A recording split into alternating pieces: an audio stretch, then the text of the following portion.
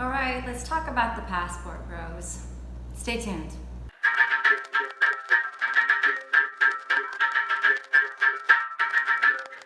Hi everybody, welcome to So You Want to Live in Bahia. My name is Kitty and I'm a gringa living here in Salvador, Bahia, Brazil for 11 years, and I am a licensed real estate agent. So hit me up if you need help buying an apartment or renting one here. So today I want to talk about the passport bros. Something I wasn't planning to do, but it's a bit topical right now, so I thought I'd get into it with you. The passport brothers, if you don't know, are men, black men from the US, who it seems in general earn a pretty good income, and they travel the world mostly to poorer countries where their dollar stretches farther, and they do videos. You can find them easily on YouTube if you're interested in finding out more about them. Everything I'm telling you here today, if you want more info, I would suggest research, because what just happened recently, there's two sides to the story, so come to your own conclusions.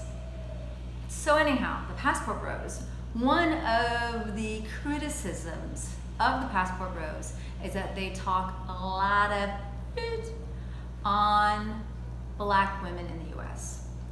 They don't like dating women in the US, and it seems specifically they don't like dating black women in the US, and so they go to other countries to find love. So one of the arguments, which I think is super valid, is like you don't really need to put down one group of women in order to uplift another group of women, right?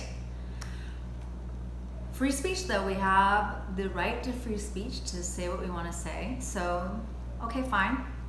But the biggest problem, the biggest criticism, I'd say, of the passport bros is as much as they love women from different countries, including Brazil, they spend a lot of time, it seems, in Latin America and the Philippines.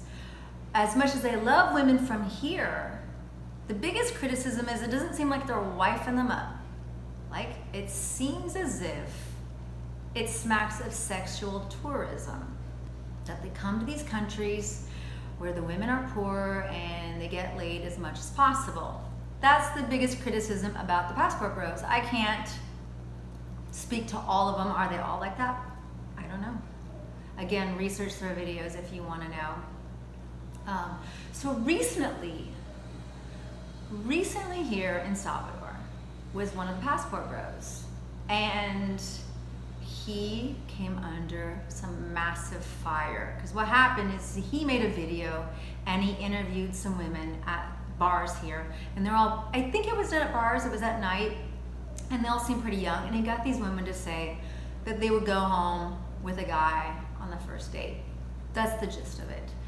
And he made the video, and what happened is this guy, who has maybe a reach of this, was found out by a Brazilian here whose name is Stephanie, who has more of a reach like this. She posted it on Instagram. She has since taken that post down, but she really ran him the riot act for posting a video basically with the gist that Brazilian women are super easy. The video, it was in poor taste, and I think, like a lot of YouTubers, he was really going for clickbait. Full disclosure, or partial disclosure, I have a friend who was interviewed by this same guy, Austin, and he took her interview and he edited it in such a way that it misrepresented what she was saying. So keep that in mind when you're hearing the rest of the story. So this guy, Austin, so many people are so mad at him. They basically ran him out of town, and he received death threats. It was a pretty uncool situation for him, that he created for himself, as far as I'm concerned. So there's people on his side of this argument, and some of them are saying that they know him personally and they like him, he's not a bad guy.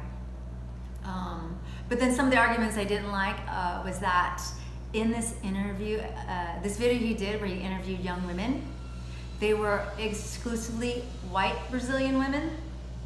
And so now the argument is that if you have a problem with them, it's racism. When Salvador has a population of over 80% black. So why didn't he interview any Afro-Brazilian women for this, right? I think that's odd. I think it's very odd. And also that the people who had a problem with this had a problem because they're feminists. And not true. I mean, you can be someone who is not a feminist and still think that these videos are tacky and gross. Facts. So I feel like their side has some straw man arguments. Generally, it just, I'm telling you this because if you are a passport bro, this is a tricky time to be visiting Salvador. I mean, in general, like, please, I think it kind of goes without saying, if you're gonna visit anywhere, be respectful, learn how to say thank you, please, some words. Be respectful. You have been allowed to enter a country. Don't be an asshole about it, you know?